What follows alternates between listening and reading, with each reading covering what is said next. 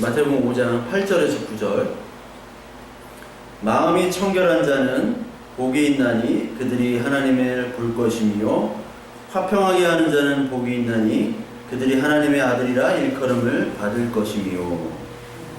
계속해서 우리 산상 설교의 팔복에 대해서 계속 하고 있는데요. 오늘은 마음이 청결한 자와 화평한 자에 대해서 말씀을 드리려고 합니다. 첫 번째로 우리 마음에 청결한 자가 복이 있다. 전에도 계속 얘기를 해드리는 건데, 마음이 청결한 자가 복이 있는 것이 아니라 우리가 원어로 보면은 마카리올이라고 계속 얘기를 드렸죠. 마카리오이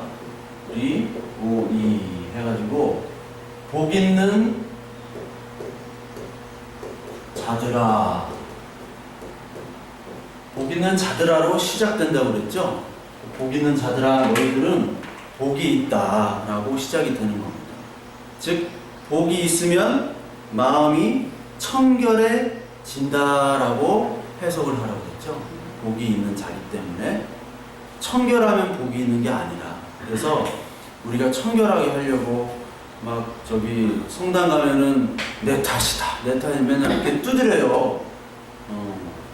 그러면은 청결해지고, 저기 템플 스테이 같은 데 가면은 스님들이 수련하는 거 보면 마음을 청결하게 하는 거잖아요. 마음을 비우는 거잖아요. 거기는 공기도 좋고 또 자신의 욕심들을 다 비우는 거기 때문에 그런 연습들을 하잖아요. 1시간, 2시간 동안 계속 묵상하면서 참선하면서 마음의 더러운 것들을 없애라고 계속 얘기하잖아요. 근데 그렇게 해서 청결해지는 것이 아니다라는 거죠. 그래서 여기 보면은요, 마음이 청결해진다. 그러니까 너희들의 마음이 청결해질 수 있는가에 대해서 성경은 뭐라고 얘기하냐면, 예레미야 17장 한번 볼까요? 예레미야 17장.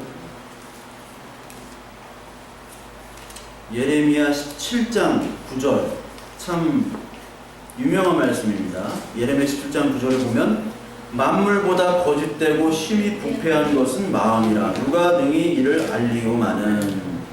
자, 만물보다 거짓되고 심히 부패한 것이 뭡니까? 마음이다.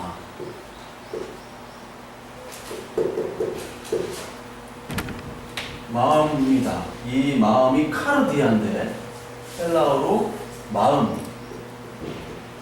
카르디아입니다. 카르디아. 자, 이 마음은 성경에서 예레미야 17장 9절에 그 무엇보다도 가장 부패한 것이 바로 사람의 마음이라고 했어요. 그렇죠? 그러면 이 마음이 가장 부패한데 이것을 청결해질 수 있는가? 자, 청결이란 단어는 뭐냐면 카르타로스라고 합니다. 이것도 똑같아요.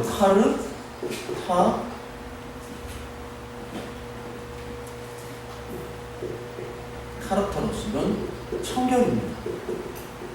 가장 중요한 게 마음과 청결이라는 단어가 가장 중요한데, 자, 마음은 부패하다고 얘기를 했어요. 인간의 마음. 근데 청결은 지금 깨끗한 의미죠. 청결은 깨끗한 의미인데, 이 카르타로스라는 거는 원래 어떤 뜻이냐면은, 우리가 뭐 때를 이렇게 벗겨가지고 깨끗해지고 그런 것이 아니라 흩어짐이 없는, 그러니까 두 개로 나누지 않고 하나로 올인하는 것을 바로 깨끗함이라고 해요. 성경에서는. 무슨 얘기인지 아시겠죠? 깨끗함이라는 거는 뭐 이렇게 깨끗하게 막 청소해가지고 하얗게 되는 게 아니라, 두 개가 아니라 하나의 마음, 오로지 저 사람만 바라보고 오로지 저것만 바라보는 그 마음을 깨끗함이라고 해요. 성경에서 깨끗함은 뭐겠어요? 당연히 하나님만을 바라보는 마음이겠죠. 하나님만을. 그런데 그런 하나님만을 바라보는 마음이 우리에게 없다라고 성경은 얘기해요. 로마서 7장 한번 보실까요? 로마서 7장. 로마서 7장에 보시면, 로마서는 당연히 사도 바울이 썼는데, 사도 바울이 7장 18절부터 23절에 이런 말을 합니다. 내 속 곧 내 육신에 선한 것이 거하지 아니하는 줄 아노니 원함은 내게 있으나 선을 행하는 것은 없노라. 내가 원하는 바 선을 행하지 아니하고 도리어 원하지 아니한 바 악을 행하는도다. 만일 내가 원하지 아니하는 그것을 하면 이는 행하는 자는 내가 아니요 내 속에 거하는 죄니라. 그러므로 내가 한 법을 깨달았노니 곧 선을 행하기 원하는 나에게 악이 함께 있는 것이로다. 내 속사람으로는 하나님의 법을 즐거워하되 내 지체 속에 한 다른 법이 내 마음의 법과 싸워 내 지체 속에 있는 죄의 법으로 나를 사로잡는 것을 보는도다. 이게 바울이 한 얘기입니다. 즉, 내 안에 아직 죄가 있기 때문에 하나님을 섬기는 한 마음으로 청결한 마음을 가질 수 없다는 거예요. 바울이 율법을 다 지켰다고 그랬잖아요, 자기가. 나를 본받으라고 그랬잖아요. 근데 바울은 지금 못하겠다는 거예요. 청결케 되지 않는다는 거예요. 내 힘으로 청결함이 가질 수 없다는 거죠. 즉, 시편 119편 113편에 113절에 이런 말입니다. 내가 두 마음을 품은 자를 미워하고 주의 법을 사랑하나이다. 여기서 두 마음을 품은 자가 바로 청결치 못한 자입니다. 이스라엘의 역사를 한번 보면요, 늘 이스라엘은 두 마음을 품었어요. 그래서 하나님이 뭐라고 얘기했냐면 다른 이방 족속들을 봐라. 이방 족속들은 자기의 믿는 신이 있지 않느냐. 그 애들은 자기들의 믿는 이방 신들만 섬겼지 너희들처럼 이방 신도 섬기고 하나님도 섬기고 두 개를 섬기지 않았다라고 얘기를 해요. 즉, 두 마음을 품은 거죠. 가나안 땅에 들어갔을 때는 이제 기후제를 지내야 되니까 바알에게 제사를 지내야 되잖아요. 지내지 말라고 그랬는데도 제사를 지냈단 말이에요. 바알화가 돼버린 거죠. 그러면서도 역시 하나님께 제사를 동시에 지냈어요. 같이. 안 지낸 게 아닙니다. 그러니까 이스라엘은 계속 얘기를 하는 거예요. 우리 하나님한테 잘했잖아요. 잘 제물도 바치고 제사를 지내는데 하나님 왜 이러세요? 우리가 사랑하는 것도 아니고 우리가 잘 대접해 드렸잖아요. 그렇게 그들은 얘기했지만 하나님은 그 마음을 청결, 즉 온전하게 올인하는 그 마음을 원하신 거지 양다리로 왔다 갔다 하는 것이 아니에요. 그래서 마태복음 6장 24절에도 한 사람이 두 주인을 섬기지 못한다고 그랬죠. 요즘 시대의 바알은 뭡니까? 돈이잖아요. 만몬신, 하나님과 재물을 겸하여 섬기지 못하느니라. 그리고 이 두 마음이라는 걸 찾아보면요, 야고보서에 많이 나오죠. 야고보서 1장을 보겠습니다. 야고보서 1장을 보면요, 두 마음이 나와요. 야고보서 1장 5절부터 8절까지 보면 두 마음을 품은 자에 대한 경고를 합니다. 두 마음. 너희 중에 누구든지 지혜가 부족하거든 모든 사람에게 후히 주시고 꾸짖지 아니하시는 하나님께 구하라. 그리하면 주시리라. 오직 믿음으로 구하고 조금도 의심하지 말라. 의심하는 자는 마치 바람에 밀려 요동하는 바다 물결 같으니 이런 사람은 무엇이든 죽게 없기를 생각하지 말라. 두 마음을 품은 모든 일에 정함이 없는 자로다. 자, 우리가 이 야고보서 1장 5절부터 8절까지 두고 이제 공부 못하는 애들 불러다가 목사님이 이제 안수 기도를 하면서 이 말씀을 하죠. 너희 중에 누구 지혜가 부족하거든. 그러니까 다 공부 못하는 애들이에요. 다 이렇게 머리가 안 돌아가는 애들. 이래가지고 안수하면서 지혜가 부족하거든 후히 주시고 꾸짖지 않는 하나님께 구하라 하면 주시니까 구하면 이제 너희들 대학도 잘 들어가고 좋은 직장 갖고 그렇다. 그런 말이 아니죠. 지혜는 뭐예요? 지혜. 세상의 지혜가 아니죠. 여기서 지혜는 지혜의 근원 대신 하나님을 경외하는 것이죠. 즉 하나님이 우리에게 다가오시는 것이 지혜입니다. 그거를 달라는 거예요. 그런데 그거를 달라고 하는 기도는 믿음으로 해야 되는데 이 믿음은 깨끗한 청결한 자에게 기도가 임하는 겁니다.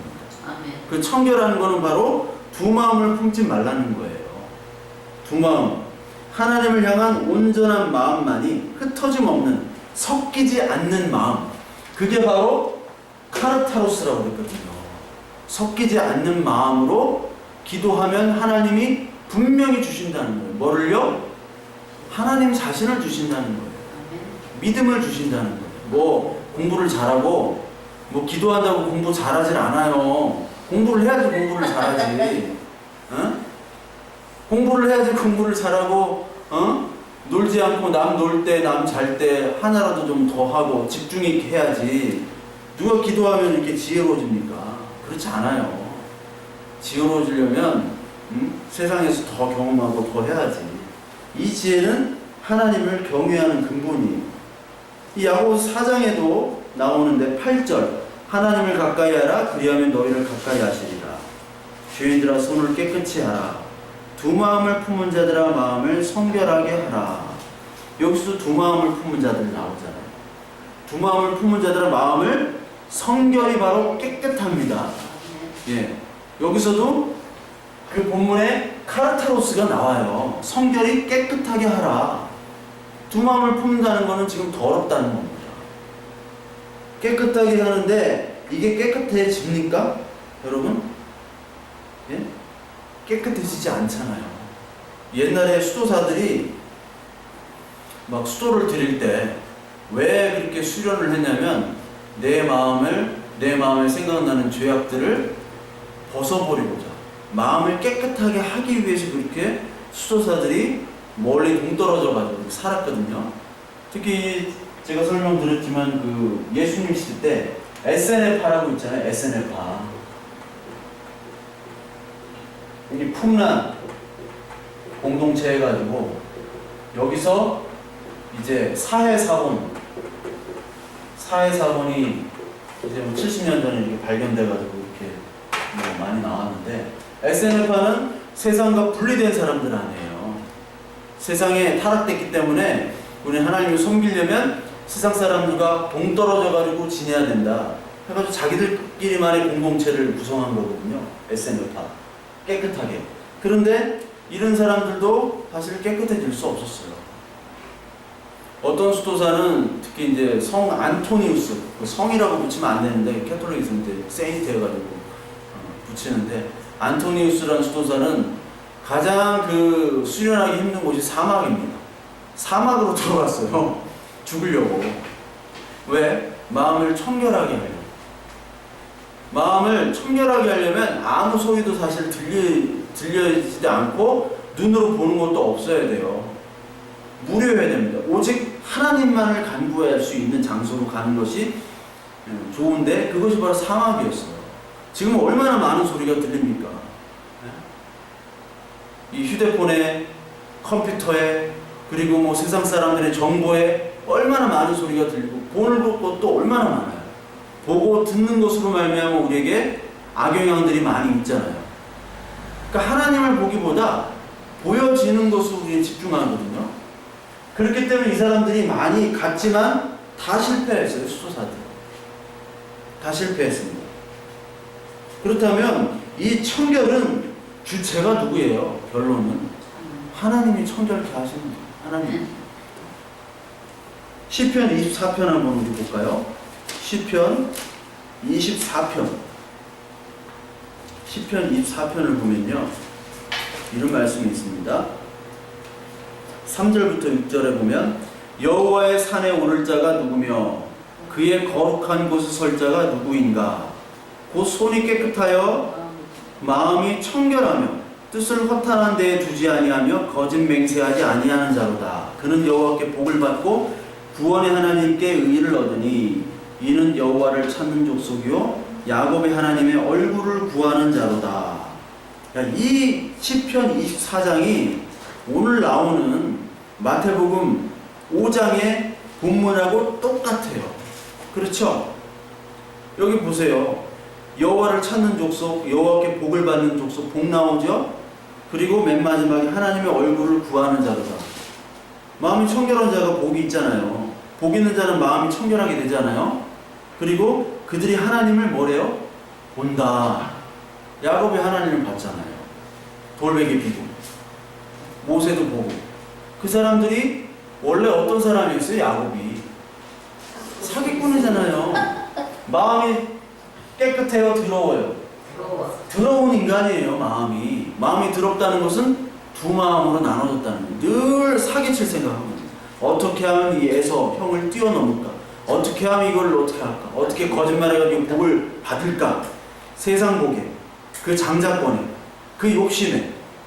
그런데 결국 하나님께서 그의 허리 환도뼈, 생식기 뼈를 내려친 다음에서야 하나님께 간구하는 사람이 되잖아요.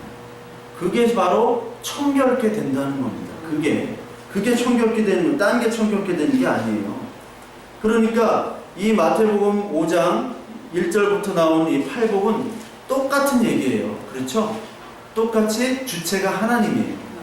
복을 주시는 것도 하나님, 그 복 자체가 하나님, 그리고 그것을 통해서 나오는 마음이 가난하고, 그리고 오늘 나오는 마음이 청결한 것도 내가 청결케 되는 것이 아니라 하나님이 내 마음에 더러운 것들을 깨끗하게, 두 마음을 품을 자가 아니라 한 마음으로 바꿔버린다는 거예요. 이것이 바로 하나님의 일입니다. 그래서 이 구약 성경에서 많은 사람들이 이 청결하고자 인간의 욕심으로 얼마나 노력했어요. 특히 바리새인들은 이 청결을 위해서 얼마나 노력했습니까? 여러분, 그 구약 율법에 무슨 법이 있습니까?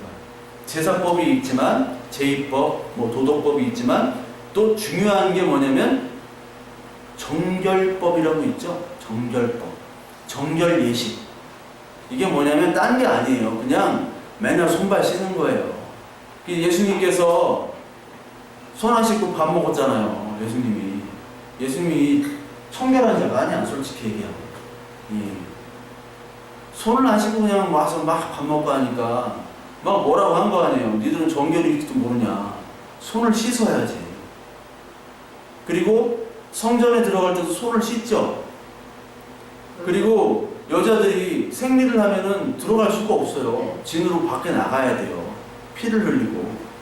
그래서 굉장히 부정한 겁니다. 그러니까 그런 것들이 다 정결법이에요. 예수님께서 가나 혼인잔치 때 그 항아리 6항아리에 뭐가 들어있었습니까? 물이 들어있었잖아요. 물이 바로 정결법이에요. 물로 씻으라는 거예요. 하나님한테 들어갈 때. 그래서 지금도 이슬람은 그 정결법을 지키잖아요. 이슬람 사원 갈 때는 반드시 씻어야 됩니다. 얼굴 씻고 목 씻고 손 발을 다 씻어야 돼요. 제가 그 터키 여행할 때는 그쪽 수도가나 이런 화장실이 다 돈을 내고 들어가야 돼요. 유럽은 돈을 내야 되니까 제가 이제 터키 같은 데는 터키도 돈을 내거든요. 그래서 그 씻으려면 이슬람 사원 가요. 거기서 씻어요. 씻고 그냥 예배하는 거 구경하는 거예요. 애들 어떻게 예배하나. 그냥 소리 질렀다고 엎드려 전하고, 소리 질렀다고 엎드려 전하고. 우리들은 그냥 밖에서 구경하고. 그게 쉬려고 들어가는 거예요. 씻고 쉬려고. 네? 하도 노숙을 많이 해가지고. 그게 바로 뭐냐면 아직까지 이 정결이 인간적인 정결이에요. 율법의 정결. 근데 그 정결 의식들이 어떻게 돼요? 그 6개의 항아리가 물이 뭘로 변해요? 포도주로 바뀌잖아요. 정결법, 그러니까 율법, 이 모든 율법의 전체가 뭘로 바뀌어요? 피의 복음으로 바뀌잖아요. 그거를 바로 가나 혼인잔치에 얘기하는 거예요. 항아리가 몇 개 있었어요? 6개잖아요. 6개가 몇 개로 바꿉니까? 7으로 바뀌는 거예요. 666 모르세요? 666? 우리 교회 666 하면 다 알죠? 무슨 얘기인지. 6은 6개 항아리 아니에요. 율법이니까 6이 7이 되는 하나님의 숫자가 돼야 되잖아요. 7일에 창조 완성하시고 쉬셔야 되잖아요. 근데 6일에 끝나면은 7의 완성이 안 돼요. 안식이 없는 거예요. 안식이 인간이 6에서만 그치는 거예요. 율법에 안식이 없잖아요. 율법 지키느라고.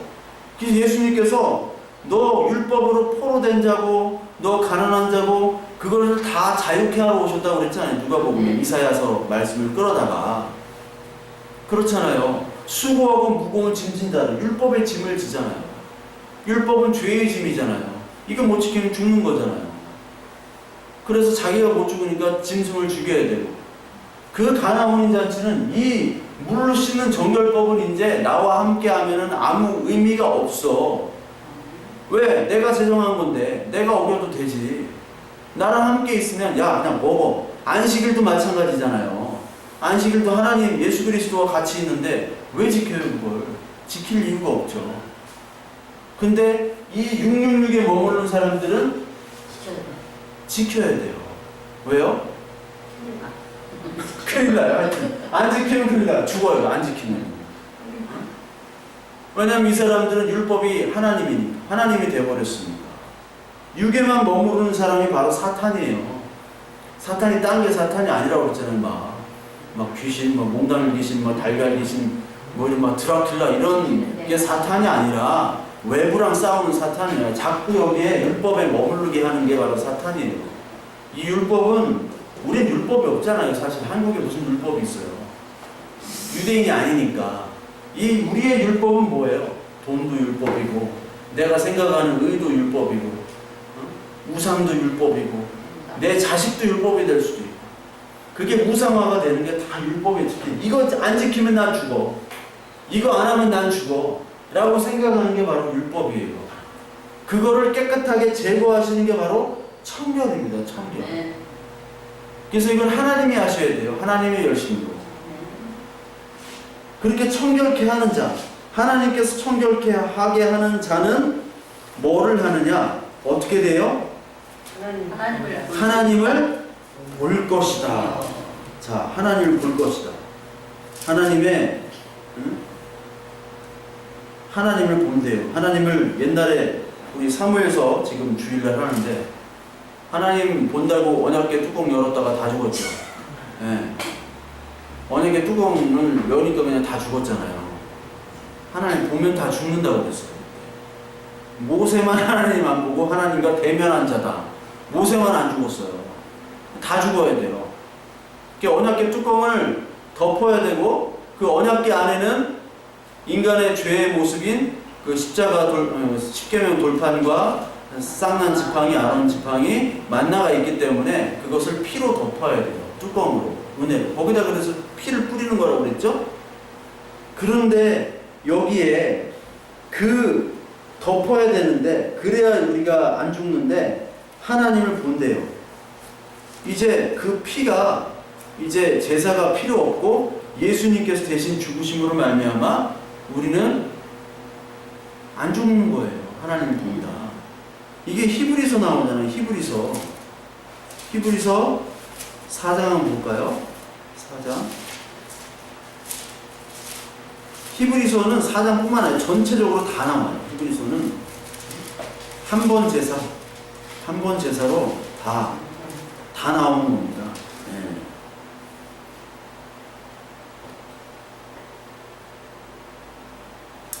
그러므로 우리에게 4장 14절 보면, 큰 대제사장이 계시니 승천하시니 곧 하나님의 아들 예수시라. 우리가 믿는 도리를 굳게 잡을지어다. 우리에게 있는 대제사장은 우리의 연약함을 동정하지 못할 리가 아니요 모든 일에 우리와 똑같이 시험을 받으시는데 죄는 없으시로다. 그러므로 우리는 긍휼하심을 받고 때에 따라 돕는 은혜를 얻기 위하여 은혜의 보좌 앞에 담대히 나갈 것이니라. 하나님 앞에 나간다는 거예요. 하나님의 얼굴로 우리가 나갈 수 있는 근거가 바로 예수님이 그 언약궤 뚜껑에 피를 쏟으신 거죠. 제물이 되셔가지고. 대제사장님과 동시에 제물이잖아요. 그분이. 그렇죠?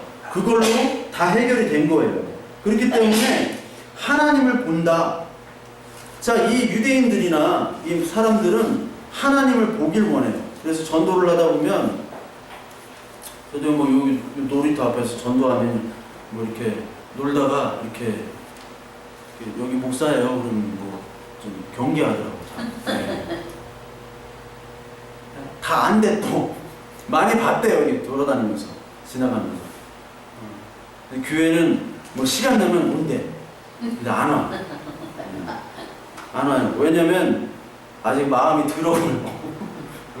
깨끗해지진 않았어. 두 마음을 품은 자들이기 때문에 대부분 세상은. 그래서 요한복음 1장 18절을 보면요, 많은 사람들이 이제 하나님을 보고자 원하잖아요. 근데 1장 18절 보니까 본래 하나님을 본 사람이 없으되, 모세가 하나님을 봤다고 얘기하지만 그게 우리 얼굴처럼 이렇게 된 게 아니라 하나님을 봤다는 표현이지, 그게 정확하게 어떤 하나님이 막 우리 인간의 모습으로 나타나고 그런 건 아니에요. 예, 그 하나님의 영광을 본 거지. 아버지 품속에 있는 독생하신 하나님이 나타내셨느니라. 그런데 이 하나님이 육신을 입고 이 땅에 나타났다라는 거죠. 육신을 입고. 그게 바로 예수 그리스도고. 그런데 그 예수 그리스도가 하나님인 줄 모르니까 이 제자들이 뭐라고 얘기하냐면, 요한복음 14장 한번 보세요. 요한복음 14장에 보면 14장 8절을 한번 보면요, 14장 8절을 보면 빌립이 이르되 주여 아버지를 우리에게 보여주시옵소서, 그리하면 족하겠나이다. 꼭 전도하면요, 하나님이 딱 쨍 하고 나타나면 자기가 믿겠대요. 그런 사람들 많이 있죠. 네, 절대 안 믿거든요. 예수 그리스도 봐도 안 믿어요. 빌립이 이르되 아버지를 우리에게 보여주면 내가 만족하겠다는 거예요. 사람들은 보는 것으로 만족합니다. 그러니까 사람들은 체험으로 만족을 하려고 해요. 근데 여러분, 체험은 주관적인 거예요. 그러니까 내가 뭐 천국을 갔다 왔다, 지옥을 갔다 왔다, 주관적인 겁니다. 네, 주관적인 거. 말씀만이 진리지 체험은 성경에서 그렇게 중요시 여기지 않아요.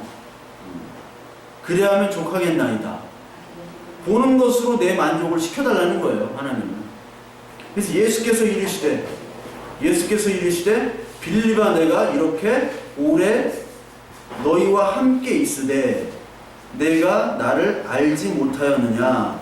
나를 본 자는 아버지를 보았거늘 어찌하여 아버지를 보이라 하느냐. 이렇게 얘기하시죠. 이 사람들은 자꾸 하나님을 보게 해달라 그렇게 얘기를 합니다, 예수님한테. 근데 예수님은 지금 내가 본 자가 아버지를 본 자인데 어찌하여 아버지를 다시 한번 보라고 얘기하느냐, 이렇게 얘기하는 거죠. 사람은 이 성경의 말씀보다는 보이는 것으로 만족을 하려고 해요, 빌립이. 그런데 그때 우리는 이 빌립의 상태였다는 거죠. 이 제자들의 상태. 즉 어떤 상태예요? 이 카르타로스가 아니라, 카르타로스가 아닌 이 카르디아가 정결치 않은 더러운 마음이에요. 더러운 마음은 지금 두 마음을 품고 있는 거예요. 빌립이나 모든 제자들은 어떤 메시아를 원했습니까? 어떤 메시아를 원했어요? 정치적인 메시아, 빵을 주는 메시아죠. 요한복음 6장에 너희들이 나를 따르는 이유는 빵을 내가 주기 때문에 너희들 따른다 라고 얘기하셨죠. 빵을 끊어버리니까 어떻게 해요? 아무도 안 오고 예수님을 죽여버렸잖아요.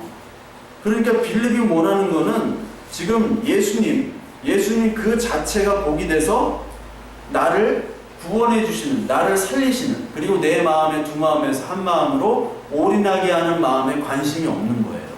뭐에 관심이 있습니까?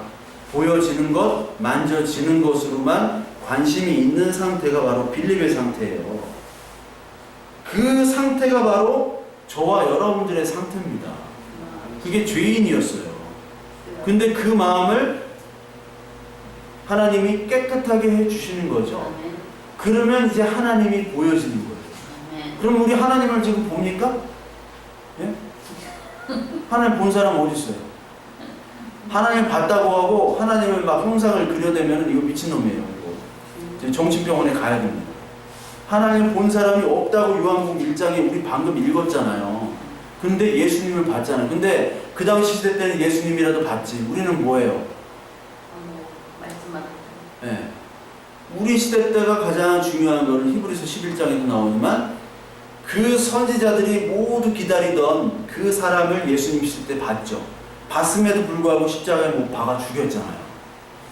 그럼 우리에게 또 예수님이 나타나면 우리가 어떻게 할까요? 또 죽여요, 우리는. 아직까지. 그런데 우리에게 뭐가 떨어졌습니까? 이 계시라는 건 revealed, unrevealed 된 거예요. 이 감춰져 있던 게 이게 풀려난 겁니다. 아니, unreveal이 reveal이 된 거예요. reveal이라는 게 감춰져 있던 거에 감췄다가 싹 나타난 거예요. 이게 바로 복음이거든요. 그게 바로 예수님이고, 근데 그 예수님은 요한복음 1장에 말씀 되셨다고 했어요. 말씀. 성경에 나온 이 로고스의 모든 말씀들이 바로 우리에게 임해지는 것이 바로 하나님을 보는 거예요. 그것이 임하는 것. 어떻게 임해요? 마음이 깨끗하게 되니까. 두 마음을 품었던, 내가 하나님도 잘 믿고 이것도 잘하고 저것도 잘하고 돈도 많이 벌고, 근데 그게 다 가능합니까? 그게 불가능해요. 근데 많은 사람들, 많은 교회에 많은 사람들은 뭐를 원합니까? 야, 저 장로님이 사업을 그렇게 열심히 신앙생활 하더니 사업을 해야 돼, 대박이 터뜨렸대 해가지고 나도 한번 해봐야지. 그럼 어떻게 해야 돼요, 목사님? 아, 교회를 잘 섬기시고 목사를 섬기고 공사도 하고 11조 감사하는 거 많이 하세요. 이렇게 돼버리는 거죠. 그게 아니라 하나님은 오히려 반대로 우리의 그 두 마음, 하나님도 아니면 돈도 했던 이 두 마음을 품은 자를 하나만 갖게 만들어 버립니다. 그게 하나님의 사랑이요, 하나님의 은혜입니다. 그게 바로 하나님이 사랑하시는 증거예요. 저도 거의 뭐 1년 반 동안 삼성 서울병원에서 거의 뭐 이렇게 살았는데, 거기 있는 동안에 뭐 아무것도 할 게 없어요. 아무것도 할 게 없고, 아, 이제 뭐 내가 뭐 해야 되지?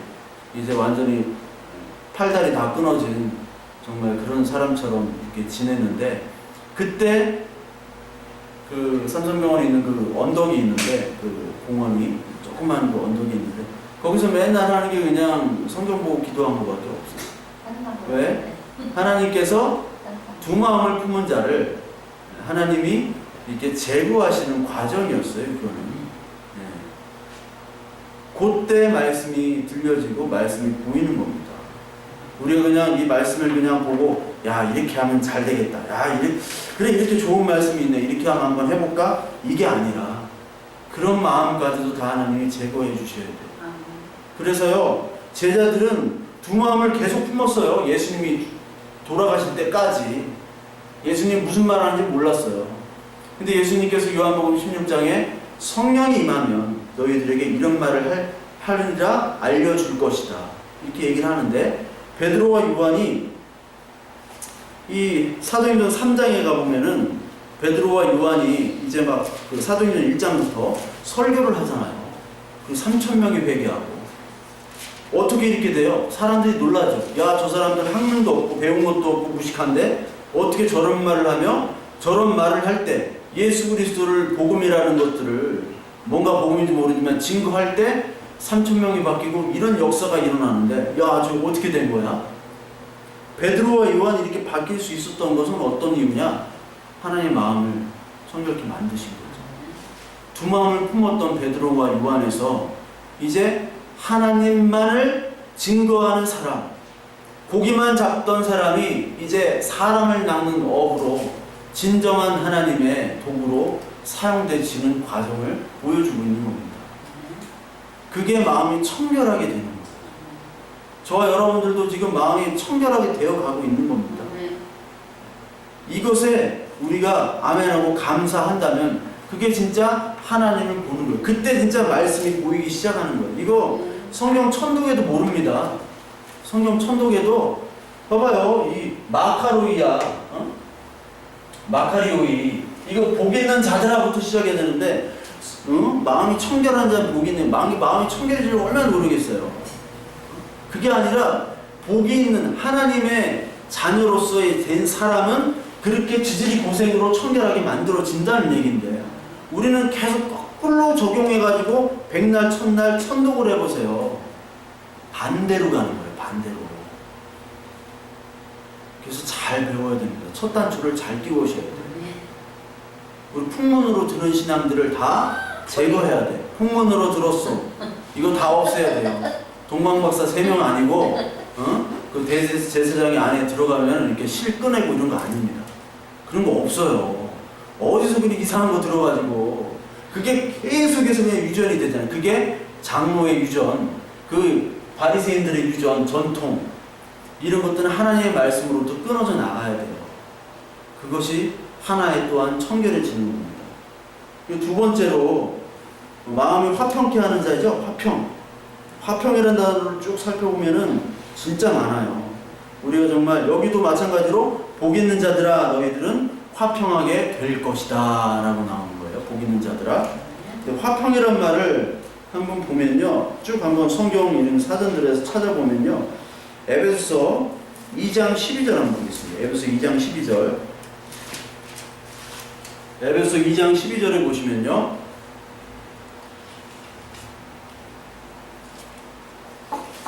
(12절부터) (22절까지) 거기에서 그는 우리의 화평이신 자라. 14절에 둘로 하나를 만드사 원수된 것 곧 중간에 막힌 담을 자기 육체로 허시고 법조문으로 된 계명의 율법을 폐하셨으니 이는 이 둘로 자기 안에서 한 세 사람을 지어 화평하게 하시고 또 십자가로 이 둘을 한 몸으로 하나님과 화목하게 하려 하심이라. 원수된 것을 십자가로 소멸하고 이렇게 나오죠. 여기서 화평과 화목이 세 번이 나오죠. 14, 15, 16에. 즉 그는 우리의 화평이신지라. 화평이란 말이 헬라어로 에이레네요. 에이레네인데 이게 이제 저기 히브리 말은 이렇게 썼는데 샬롬이란 말입니다. 샬롬. 우리 샬롬 하죠? 예. 그 아랍 애들도 샬롬이라고 해요. 똑같아요. 평화, 화평인데 우리가 화평이라고 하면은 그냥 사전적인 의미로는 우리가 남들이랑 좋게 지내, 평화롭게, 사이좋게, 이게 화평이라고 생각하죠. 그래서 분내지 않고 열심히 화평하게 그러면은 복이 임한다. 이게 아니에요. 그 반대입니다. 화평이라는 거는 샬롬과 에이레네는 하나님만이 주시는 화평입니다. 세상에 중하는 평안이 아니라 하나님이 주는 평안입니다. 그래서 여기 보니까 화평의 평안의 주체가 바로 예수님이래요. 그는 우리의 화평이신지라. 그리고 이사야서 9장 6절부터 7절에 보니까 평강의 왕, 샬롬 왕이라고 얘기합니다. 화평의 왕이라고 얘기합니다. 누구를요? 하나님을. 그리고 에베소 후에 골로새서에 나오네요. 골로새 1장 한번 볼까요? 골로새 1장 20절. 1장 20절. 그의 십자가의 피로 화평을 이루사. 자, 평화는 어떻게 이루어지는 거예요? 십자가의 피로 이루어진다고 성경에 분명히 나옵니다. 십자가의 피로. 화평은 우리가 열심히 노력해가지고 남들이 뭐라고 해도 그냥 평안하게 지내고 내 마음을 평안하게 갖고 와야지, 그것이 아니라요. 여기 나오면 십자가의 피로 화평을 이룬다고 그랬어요. 그리고 만물 곧 땅에 있는 것들이나 하늘에 있는 것들이 그로 말미암아 자기와 화목되기를 기뻐하시니라. 자, 우리가 선악을 알게 하는 열매를 먹은 후에 이 모든 만물과, 하나님뿐만 아니라 모든 만물과 지금 사이가 화평 단계가 아니라 지금 전쟁터로 바뀌어버린 거예요. 그거를 예수 그리스도로 말미암아 화목하게 되셨다. 그래서 옛날에 성소와 지성소에 칸막이가 있었잖아요. 칸막이. 그 휘장이 예수님이 죽으심으로 없어졌죠. 그래서 아까 읽었잖아요. 본문에 우리 히브리서 성소에 담대하게 나갔다. 근데 휘장이 아직까지 캐톨릭에는 있잖아요. 휘장에. 그래서 신부가 딱 입고 고해성사하고 들어가고, 하나님께 못 들어가고 신부를 통해서만이 들어가야 돼요. 왜? 아직도 담이 쳐져 있는 거예요. 율법적인. 그래서 그 화평을 오늘 20절에 자기와 화목되기를 기뻐하신다라고 오늘 말씀을 하십니다. 여기 요한일서 4장에도 나오고 요한일서 2장에도 나오고 로마서 5장 8절부터 11절에도 우리를 위한 화목 제물이라고 이 예수 그리스도를 얘기하고 있어요. 그러니까 예수님을 통해서만이 이 에이레네나 샬롬은 의미가 있는 거지, 하나님 밖에서는 화평이라는 단어를 써서는 안 됩니다. 우리가 평화해가지고 피스라는 말이 팩스 로마나부터 시작됐잖아요. 팩스 로마나. 그러니까 로마가 전 세계를 지배하니까 평화가 오는 거예요. 한 놈이 센 놈이, 너무 센 놈이 한 놈이 있으면 다 평화롭죠. 근데 비슷한 놈이 10명 있으면 맨날 1등 하려고 싸우는 거예요. 거기서부터 피스가 와온 거예요. 피스. 그런 피스가 아니라 샬롬은 평화, 화평인데 예수 그리스도의 십자가로만이 우리의 평화래요. 그럼 그게 무슨 의미냐? 그걸 살펴봐야겠죠. 무슨 의미냐? 그럼 우리에게 화평을 주셔야 되는데 무슨 의미냐? 우리 마태복음 10장 한번 볼까요? 마태복음 10장 34절. 마태복음 10장 34절을 우리 한번 보겠습니다. 10장 34절에 보시면요.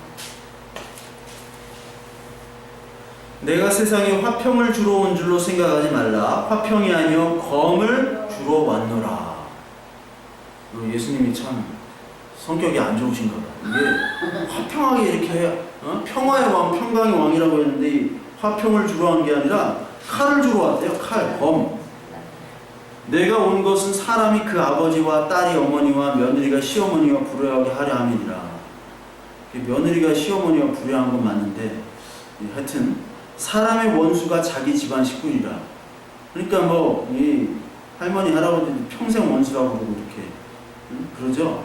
아버지나 어머니를 나보다 더 사랑하는 자는 내게 합당하지 아니하고 아들이나 딸을 나보다 더 사랑하는 자도 내게 합당하지 아니하며 또 자기 십자가를 지고 나를 따르지 않는 자도 내게 합당하지 아니하니라. 자기 목숨을 얻는 자는 잃을 것이요 나를 위하여 자기 목숨을 잃는 자는 얻으리라. 자, 이게 무슨 말일까요? 이게 예수님이 너희들한테 내가 평화, 샬롬을 주러 온 게 아니야. 칼을 주러 왔어. 아버지, 어머니, 시어머니, 며느리 다 식구들 원수 만들려고 내가 왔어. 이게 무슨 말이에요? 누가복음 12장 한번 볼까요? 누가복음 12장에도 어떤 분이 이거 잘못된 기록일 수도 있다고 해요. 누가복음 12장에도 똑같이 나와요. 49절. 누가복음 12장 49절 한번 볼게요. 12장 49절.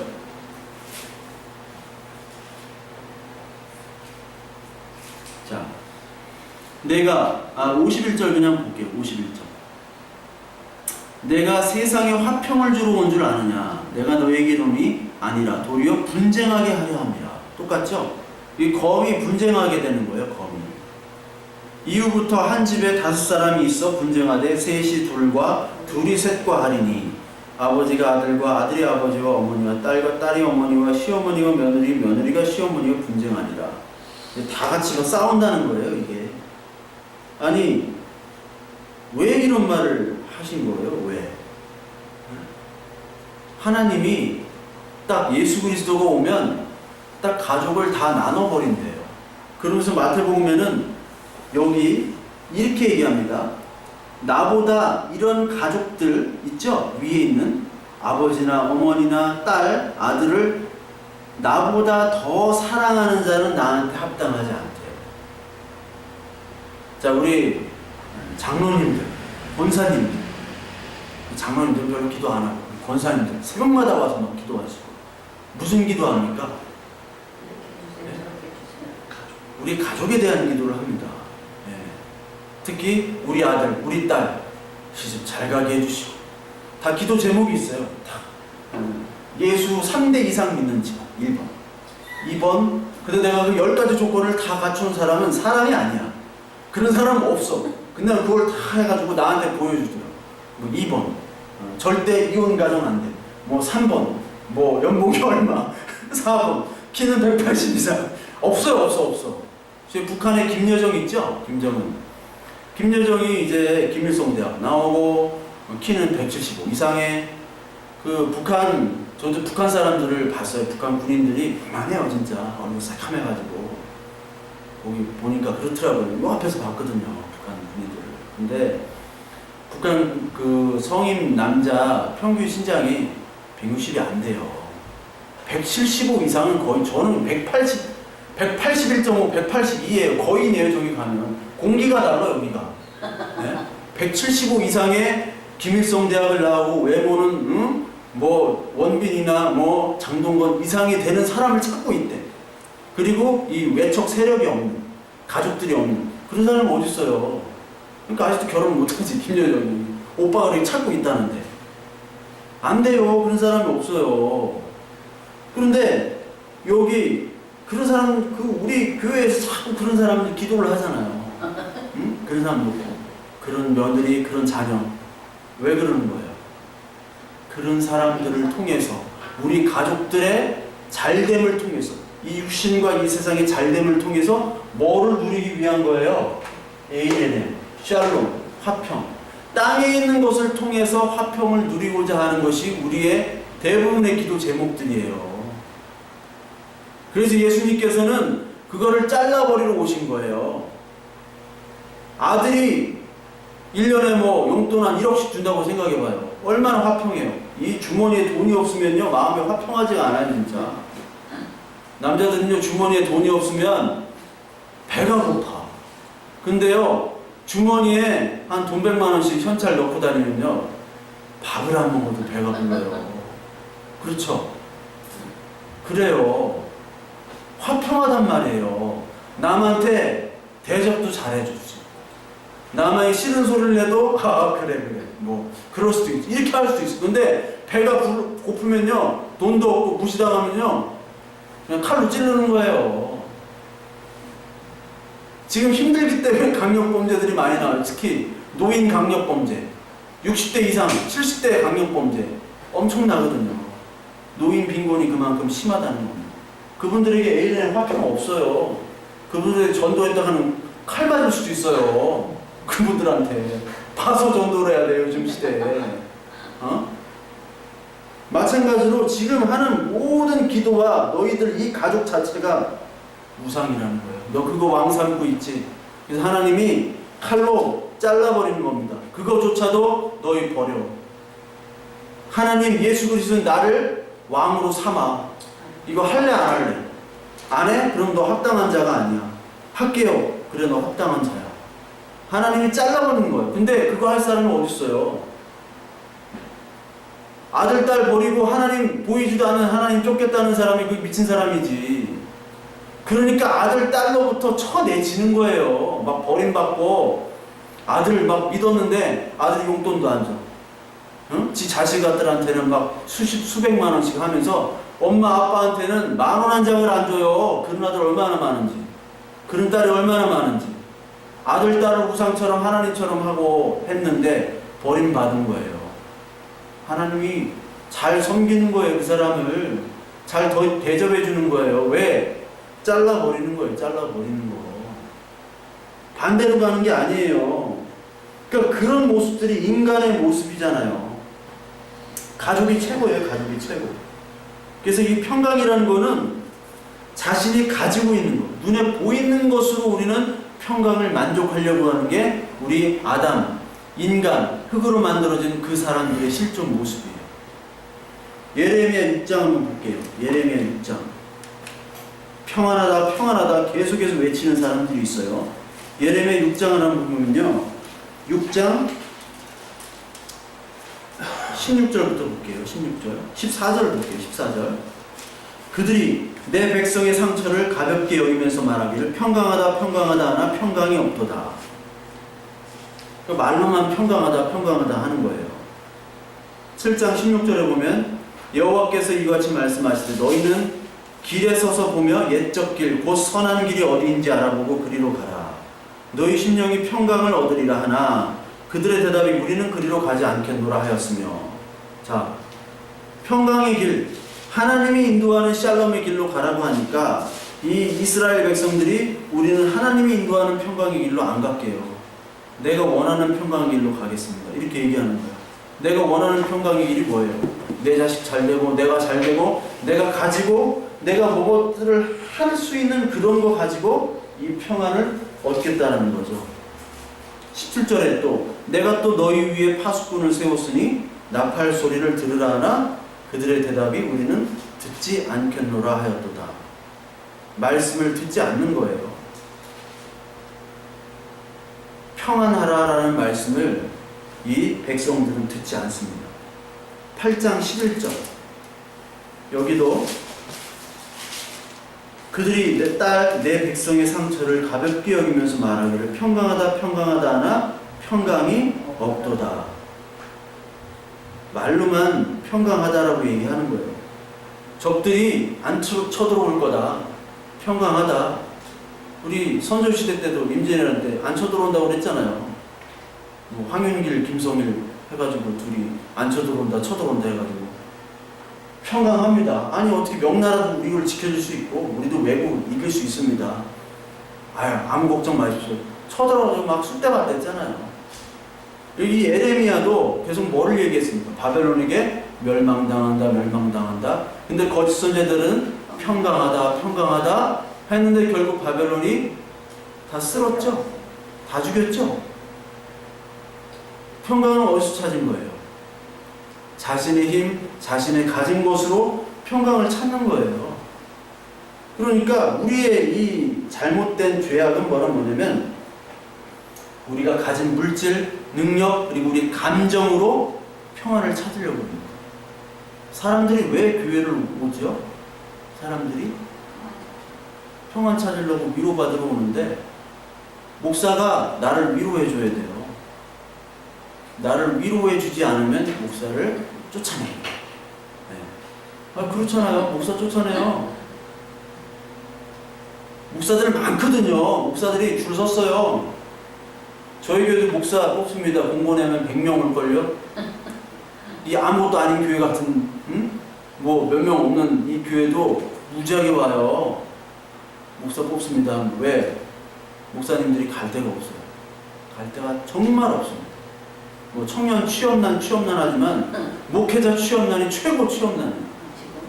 예, 갈 데가 없어요. 예. 그렇기 때문에 목회자를 내가 좋아하는 말씀과 내가 좋아하는 대로 목회자가 해줘야 돼. 안 그러면 목사님 왜 그랬어요? 막 이렇게 한다고. 교회가 나에게 위로를 줘야 되고 교회가 나를 위해서 존재해야 돼요. 평강을 거기서 찾는다고요. 평강을 보여지는 것, 내 느낌, 내가 가진 것, 이거 다 죄예요. 이거 다 죄예요. 이거만큼 큰 죄가 없습니다. 그런 사람들이 오니까 나중에 교회가 위로 못 해주고 나중에 교회가 문제 생기면 다 떠나잖아요. 서울에 만명대 교회 있거든요. 목동에.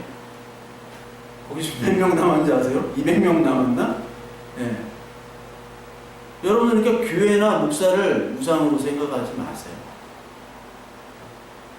나는 신앙생활을 그렇게 못하니까 목사 네가 잘해야 돼. 그래야 교회도 잘 되고 나도 복 받아. 이런 심보로 다니는 사람들이 진짜 많아요. 아세요? 목사는 새벽기도 꼭 나와. 난 안 나가도 돼. 체크해 막 장로님들이. 내 아는 동기 목사들이, 담임 목사들, 동기 목사들이 죽겠대요, 막. 직장인. 그냥 때려치고 싶대요. 내가 이제 목회를 하는 건지, 아니면 직장 생활 하는 건지. 그래서 내가, 너 직장 생활 하는 거야. 내가 그랬죠. 너 직장 생활 하지 뭐 직장 생활 아니냐, 이게? 왜요? 다 평안이 없는 거예요. 목회에서 평안도 없고, 다 평안이 없는 거야. 내가 신앙생활 못하니까 나는 못하는 건 네가 하라고. 그래야 내가 월급 주지. 월급 괜히 받아가? 너 평안을 주라고 나한테 위로를 줘. 설교 그렇게 하지 마. 우리들에게 재미도 주고 웃음도 주고 행사도 멋지게 하고 돈도 막 긁어오고 교인들도 많이 끌어오고 능력 있는 사람이 되란 말이야. 그렇게 요구를 한다면 그 속에 평안이 있나요? 그렇게 한다면? 없어요. 평안이 없어요. 평안이 절대 없습니다. 우리 데살로니가 전서 5장, 데살로니가 전서 5장에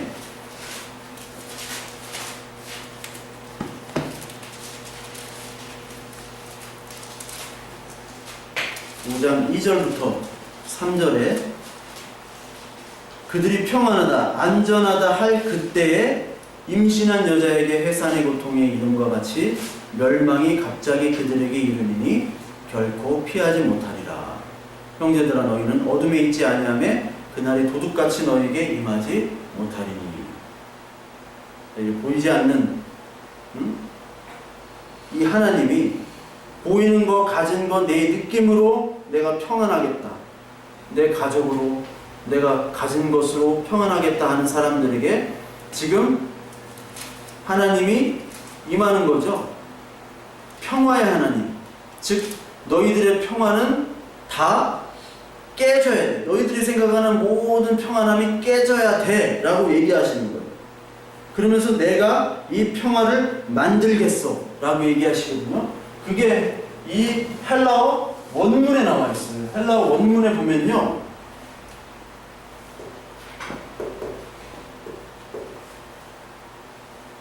이렇게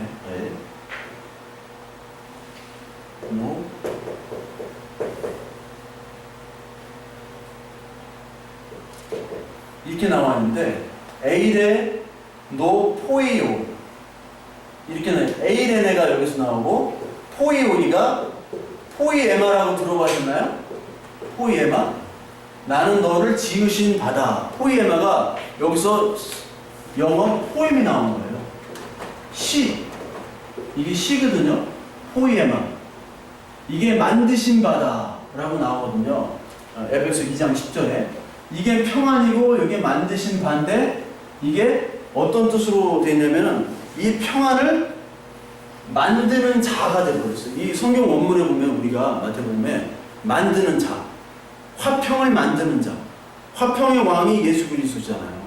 근데 화평을 누가 만들어? 우리가 우리 힘으로 만드는 게 아니라 화평을 예수 그리스도께서 우리에게 찾아오셔서 거짓 평안을 다 잘라버리는 걸로, 다 제거하는 걸로 화평을, 평안을 너에게 주겠다라고 얘기하시는 거예요. 주겠다. 그래서 보여지는 사람, 보여지는 것으로만 평안을 찾는 사람들을 다 심판하겠는 것이 바로 구원이고 그게 심판의 날이에요. 그러니까 거짓 평안에 속지 말라는 거죠. 예레미야 시대 다 거짓 평안을 외쳤어요. 거짓 위로, 거짓 평안. 사람들이 위로받지 못하면 교회 안 나와버려요. 성경 말씀에 관심 있는 사람이 없어요. 예? 누가 관심이 있냐고요, 지금. 아무도 없어요. 진짜 없어요. 우리 교회도 똑같아요. 내가 위로를 줘야 되고, 내가 뭐를 줘야 되는데, 못 주면 안 나온다고요. 그럼 나도 그래요, 나도. 나도 여러분들이 위로를 줘야 돼. 하나님으로부터 받는 위로만을 생각하는 그 온전한 청결한 자가 저나 여러분들이 안 된다고요. 그러니까 자꾸 잘라내는 거야. 교인 잘라내고, 아빠 잘라내고, 엄마 잘라내고, 아들, 딸 다 잘라내. 내가 믿었던 사람, 내가 믿었던 교인, 내가 믿었던 친구, 내가 믿었던 애인, 아버지, 아들, 딸 다 잘라줘야 돼요. 그리고 그들과 함께 복음으로 잘려진 채로 하나님께 가면 하나님 아버지시가 다시 연결해 주시는 겁니다. 그게 바로 아들 된 자 아니에요? 아들 된 자. 여기 나오는 화평케 하는 자가 뭐가 된다고 그래요? 하나님의 아들. 하나님의 아들이 되는 거예요. 그게 아들이에요. 그러니까 장로가 되는 것도 좋은 게 아니에요. 목사도 좋은 게 아니고 집사가 다 좋은 게 아니라 뭐 제자, 예수님의 제자, 예수님이 제자를 한 적이 없어. 제자도 별로 좋지 않아요. 아들, 아들이란 말이 좋은 겁니다. 아들. 그리고 성경에서는 하나님 아버지가 아니라 아빠로 나와요. 아빠, 아바 아버지. 아빠가 좋지, 아버지, 하나님 아버지가, 하나님 아빠. 아빠, 그리고 아들, 딸. 이 관계가 되어진다는 거예요. 진짜. 그러니까 여러분이 생각하는 아들, 딸, 아이고 내 딸, 내 아들. 근데 얘가 믿었더니 얘가 버리는 애라니까요. 육신적으로는. 그러니까 이 버림받고 진짜 하나님의 아빠와 아들 관계가 돼야지 그게 진짜 육신으로도 의미가 있는 거지, 육신적으로만 이 샬롬이 외친다고 안 된다는 거예요. 그러니까 하나님은 육신적인 것을 철저하게 잘라내시러 오신